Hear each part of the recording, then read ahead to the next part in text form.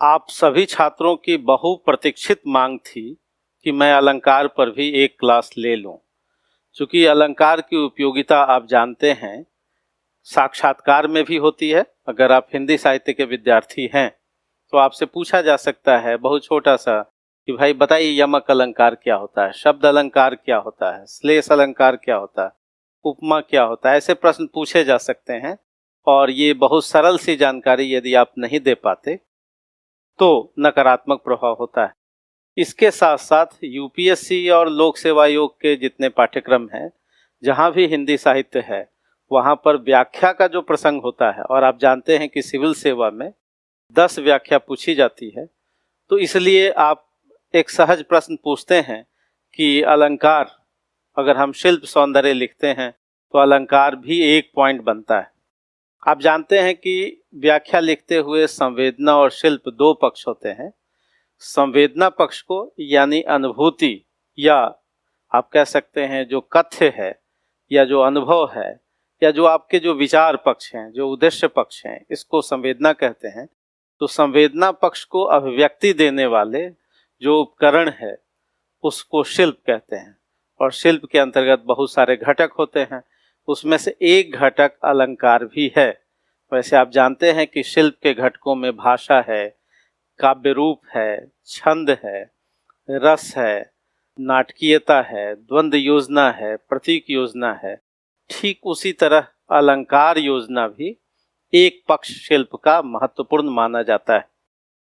अलंकार की क्लास इसलिए भी उपयोगी है कि जब आप यूजीसी नेट का एग्ज़ाम दें, पीजीटी का एग्ज़ाम दें, टीजीटी का एग्ज़ाम दें, यानी प्राथमिक स्तर पर एक जानकारी होनी चाहिए। चूँकि आप हिंदी साहित्य के विद्यार्थी हैं और हिंदी साहित्य में अभिरुचि रखते हैं, तो अलंकारों पर एक सामान्य चर्चा होनी चाहिए।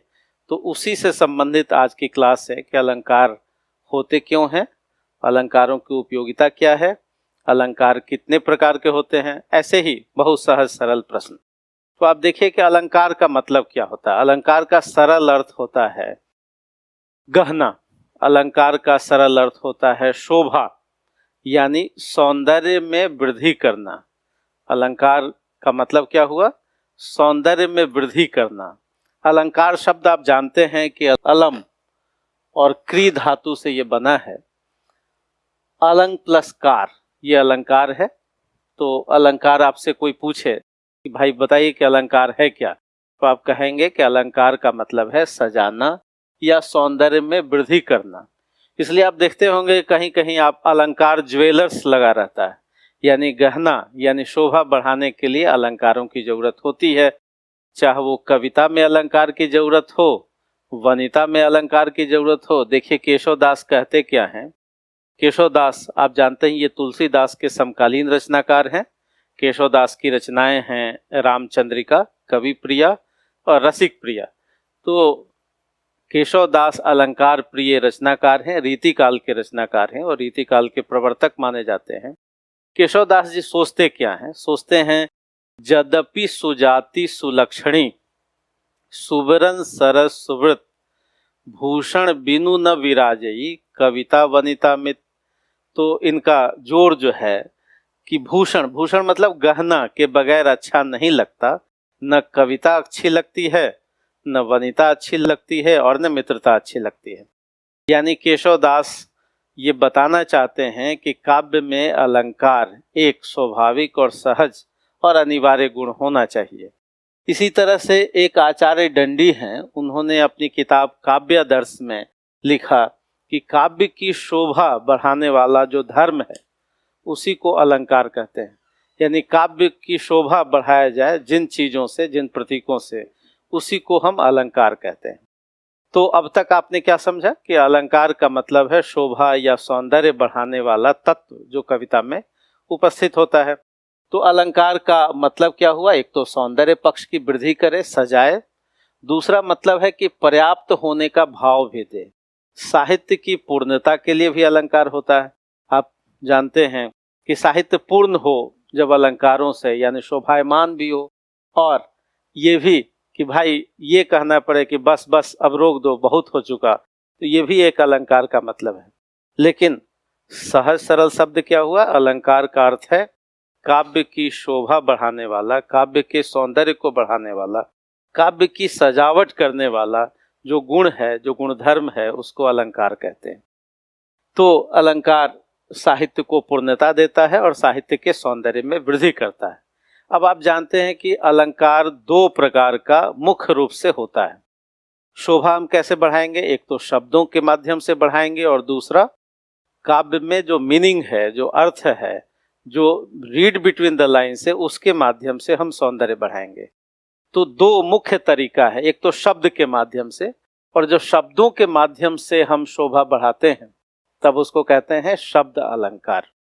यानी शब्द के माध्यम से यदि हम काव्य की शोभा बढ़ा सकते हैं, बढ़ाते हैं, तब उन अलंकारों को शब्द अलंकार कहते हैं।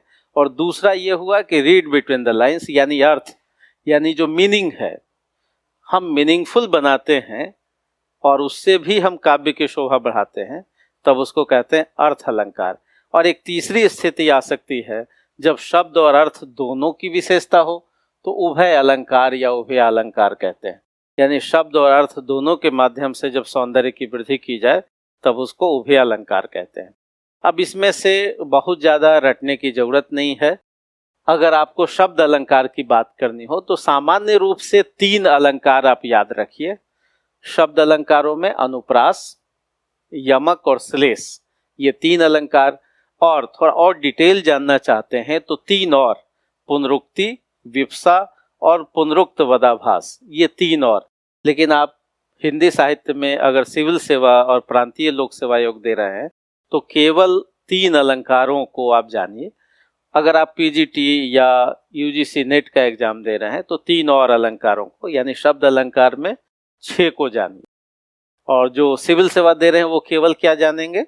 बस इतना ही से आपका काम हो जाता है, अनुप्रास, यमक और श्लेष। और इसके बारे में अभी हम लोग चर्चा करेंगे। ठीक उसी तरह से वैसे सजावट के साधन जो कविता में होते हैं, अर्थ अलंकार। अर्थ अलंकारों में बहुत ज़्यादा, यानी 20-22 है, लेकिन आपको इससे डरने की जरूरत नहीं है। आप इसमें से जो सिविल सेवा दे रहे हैं या प्रांतीय लोक सेवा आयोग का एग्जाम दे रहे हैं वो केवल 5 अलंकार या 6, आप अधिकतम 6 अलंकारों को जानिए। क्या क्या है अर्थ अलंकारों में? उपमा, रूपक, उत्प्रेक्षा, मानवीकरण, विशेषण विपर्यय, अन्योक्ति, ये 6 अलंकार ही जानिए।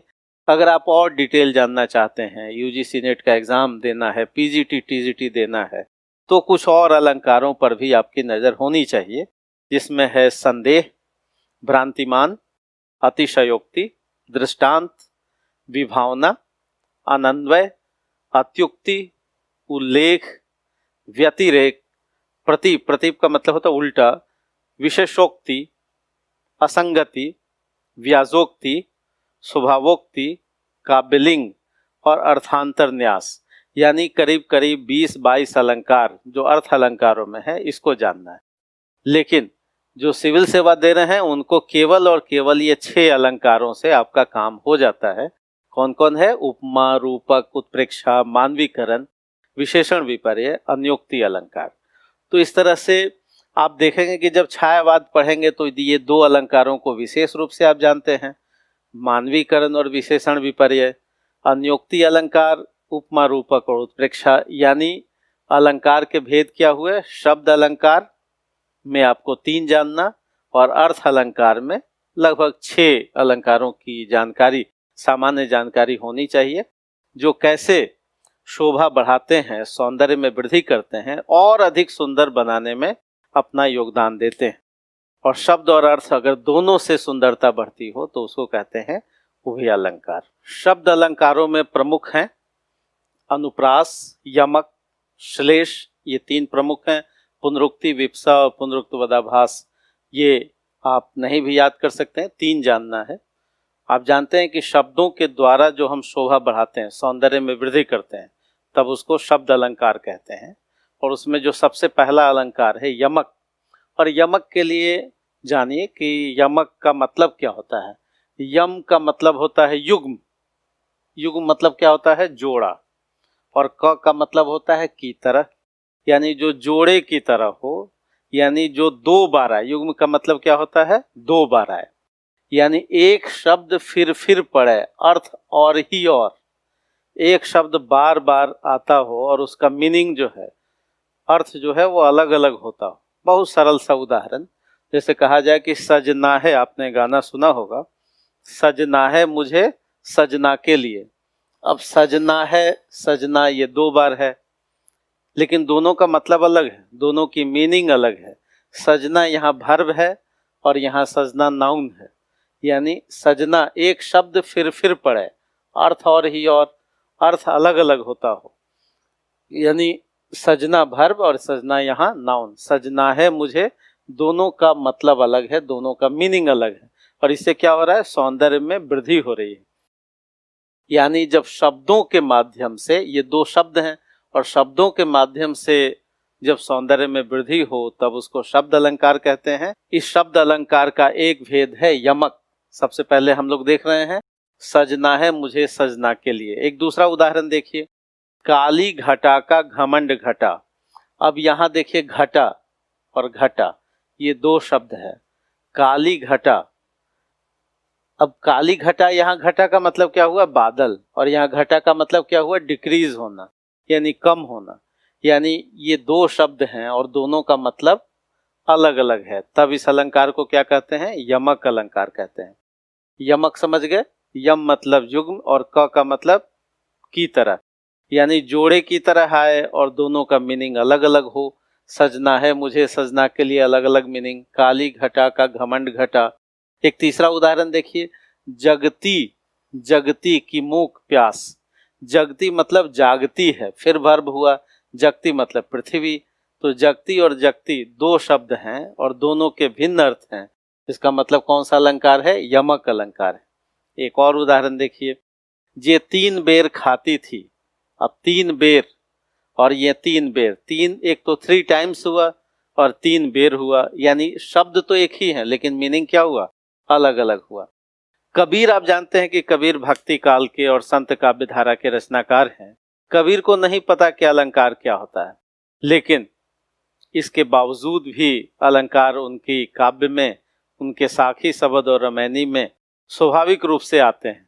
यद्यपि हम कबीर से आशा नहीं रखते कि उसमें अलंकार हो, लेकिन कबीर को अपने ज्ञान पर, अपने अनुभव ज्ञान पर इतना भरोसा है कि अलंकार सहज रूप से आ जाते हैं।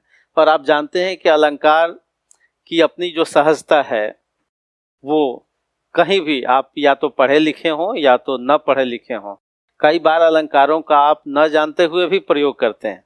कबीर को जरा देखिए, अपने अनुभव ज्ञान के आधार पर अपने सामाजिक धार्मिक पाखंड का विरोध करते हुए कबीर कह रहे हैं, आपको याद भी होगा, माला फेरत जुग भया, माला फेरते फेरते तो संसार बीत गया, मिटा न मन का फेर, और मन का फेर नहीं मिटा, कर का मन का। अब देखिए यहाँ मन का, मिटा न मन का फेर, कर का मन का डारी के। अब ये मन का मतलब अलग है, ये मन का मतलब अलग है। कर का, कर हाथ में जो 1 2 3 4 108 जो आप काउंट करते हैं, तो कर का मन का डारी के, ये जो मन का है उसको फेरने की बात कहते हैं। मन का फेर, यानी हृदय का, मन का जो मन का है उसको फेरने की बात करते हैं। मन को फेरिए, न कि कर में जो हाथ में जो लिए हुए मन का 108 जो माला है उसको फेरिए। इसमें कौन सा अलंकार हुआ, अब मन का दो शब्द 2 बार आया, 3 बार आया, लेकिन सबके मीनिंग अलग अलग हों, तब उसको क्या कहते हैं, यमक। यानी युग्म में आए और मीनिंग अलग अलग दें, तब उसको एक शब्द फिर पड़े, अर्थ और ही और। बिहारी की पंक्ति देखिए, आपको याद होगा, दीर्घ सांस न लेहु दुख, सुख साई ही न भूली, और दई दई क्यों करत है, और फिर उसके बाद है दई दई सु कबूली। अब दई दई सु कबूली में क्या है, दई मतलब देने वाला और दई मतलब दिया है, तो देने वाला और जो दिया है, यानी कह सकते हैं कि यहाँ भी दई दई सु कबूली में कौन सा अलंकार होगा, यमक अलंकार। तो शब्द अलंकारों में 3 अलंकार प्रमुख हैं, एक तो अनुप्रास, यमक और श्लेष। जब अनुप्रास को देखते हैं कि अनुप्रास अलंकार कैसा है। अनुप्रास का मतलब होता है अनु, जरा इसका संधि विच्छेद करें तो अनु प्र प्लस आस, यानी स्वर और व्यंजनों की, यानी वर्णों की बार बार आवृत्ति हो, तब उसको क्या कहते हैं, अनुप्रास अलंकार कहते हैं। अनु मतलब पीछे पीछे चले, आस मतलब नजदीक, यानी आप कह सकते हैं कि स्वर और व्यंजन यानी वर्णों की आवृत्ति हो और फिर उसमें सौंदर्य की वृद्धि हो। देखिए इसके लिए व्यंजन की समता मिले अनुप्रासय होए, जहाँ व्यंजन की समता हो वहाँ कौन सा अलंकार होगा? अनुप्रास होगा। तो उदाहरण देखते हैं। अनुप्रास आप भी यूज करते हैं, जैसे आपने सुना होगा किसी को कहते हुए कि चंदू के चाचा ने चंदू की चाची को। अब च की जो आवृत्ति हो रही है क्या है? अनुप्रास है। तो आप दूसरा साहित्यिक उदाहरण देखिए, सुमित्रा नंदन पंत, मृदु मंद मंद मंथर मंथर। अब यहाँ आप ध्यान दीजिए कि म की जो आवृत्ति है, यहाँ म की आवृत्ति है, तो व्यंजन की आवृत्ति हो रही है और इससे काव्य में यानी साहित्यिक सौंदर्य में वृद्धि हो रही है। तब इस अलंकार को हम क्या कहते हैं? अनुप्रास कहते हैं। जयशंकर प्रसाद को देखिए, आंसू कविता में इस करुणा कलित हृदय में क की आवृत्ति हो रही है और क की आवृत्ति हो रही है, इससे जो सौंदर्य में वृद्धि हो रही है, तो कौन सा अलंकार है? अनुप्रास है। चारु चंद्र, तीसरा उदाहरण देखिए, चारु चंद्र की चंचल किरणें, तो इसमें कौन सी आवृत्ति हो रही है? च की आवृत्ति हो रही है और इससे सौंदर्य में वृद्धि हो रही है। दूसरा एक और उदाहरण आपने सुना ही होगा, पूत सपूत तो क्या धन संचय। ये सुना है आपने कि अगर पुत्र जो है सुपुत्र है तो धन संचय की जरूरत क्या है? तो धन कमा ही लेगा। और पूत कपूत अगर खराब पुत्र है यानी अयोग्य पुत्र है तो का धन संचय। तो क्यों धन संचय, यानी क्यों धन संचय, ये दो बार तो है ही। पूत तो क्यों धन संचय और पूत कपूत तो क्यों धन संचय, तो यहां भी आवृत्ति हुई। तो इसमें भी कौन सा अलंकार है? अनुप्रास अलंकार है। एक और उदाहरण, मुदित महीपति मंदिराय, तो देखिए शोभा कैसे बढ़ रही है। म की जो आवृत्ति, म की आवृत्ति, मुदित महीपति मंदिराय, म की आवृत्ति है, अनुप्रास अलंकार। और दूसरा क्या है? सेवक सचिव सुमंत बुलाया, फिर स की आवृत्ति है। आपके पास एक सरल उदाहरण होगा, पोथी पढ़ी पढ़ी जगमुआ, तो ये प की आवृत्ति हो गई। यानी जब व्यंजन या स्वर की आवृत्ति हो और इससे सौंदर्य में वृद्धि हो तब उसको अनुप्रास कहते हैं। और यमक किसको कहते हैं? ये सब शब्द अलंकार हैं, शब्दों के माध्यम से हो रहा है। और यमक किसको कहते हैं?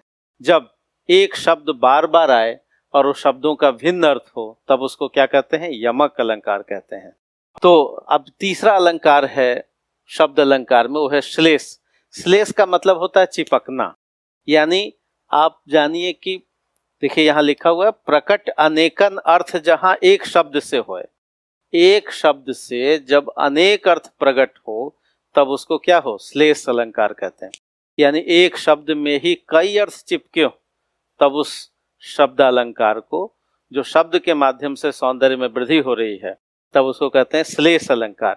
जैसे उदाहरण के लिए देखिए, बहुत ही चर्चित उदाहरण जो आपको निश्चित रूप से याद होगा, रहीम का रहीमन पानी, बचपन में पढ़ा होगा आपने, रहीमन पानी राखिए बिन पानी सब सून, पानी गए न उबरे मोती मानुष चून। रहीम कवि कह रहे हैं रहीमन पानी, पानी रखिए, तो यहाँ पानी एक शब्द है, लेकिन एक शब्द से अर्थ क्या हो रहा है? तीन तीन अर्थ व्यक्त हो रहा है।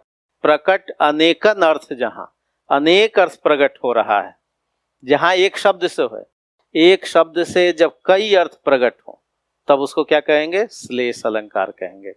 रहीमन पानी राखिए, बिन पानी सब सुन, पानी फिर तीन अर्थ हो गए, और पानी गए न उबरे, अगेन फिर पानी के तीन अर्थ हो गए। और सबके लिए कैसे? मोती मानुष चून, मोती के लिए क्या मतलब हुआ? चमक से। जो मोती में अगर ग्लिटर न हो, चमक न हो, तो मोती की कोई उपयोगिता नहीं है। ठीक उसी तरह से मानुष मतलब मनुष्य, मनुष्य में यहाँ पानी का मतलब है इज्जत से, प्रतिष्ठा से।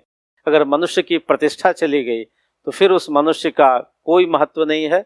और चून, जो चूना है उसमें सामान्य जल से यानी H2O से, सामान्य जल इससे मतलब H2O से मतलब है। यानी रहीम कवि कह रहे हैं कि पानी के बगैर न मनुष्य की कोई प्रतिष्ठा है, मनुष्य की कोई उपयोगिता है, यानी इज्जत नहीं है तो कुछ भी नहीं, चूने की उपयोगिता नहीं है, और मोती में भी अगर चमक नहीं है तो उसकी भी कोई उपयोगिता नहीं है। लेकिन यहाँ हमारे लिए अलंकार क्या हुआ?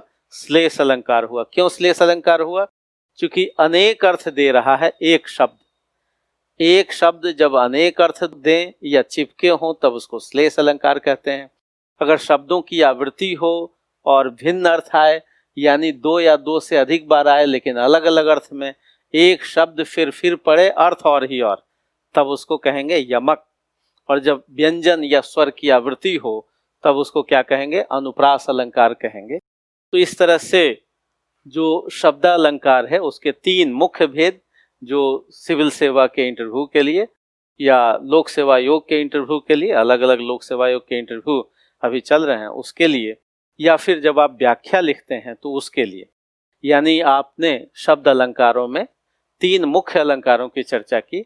अभी और हम लोग आगे चर्चा करेंगे पुनरुक्ति की, विप्सा की और पुनरुक्त पदाभास की। लेकिन ये किसके लिए? जो यूजीसी नेट दे रहे हैं या फिर जो टीजीटी या पीजीटी दे रहे हैं हिंदी से, तो उनको थोड़ा डिटेल, उनको थोड़ी विस्तृत जानकारी की आवश्यकता है, तो उनके लिए।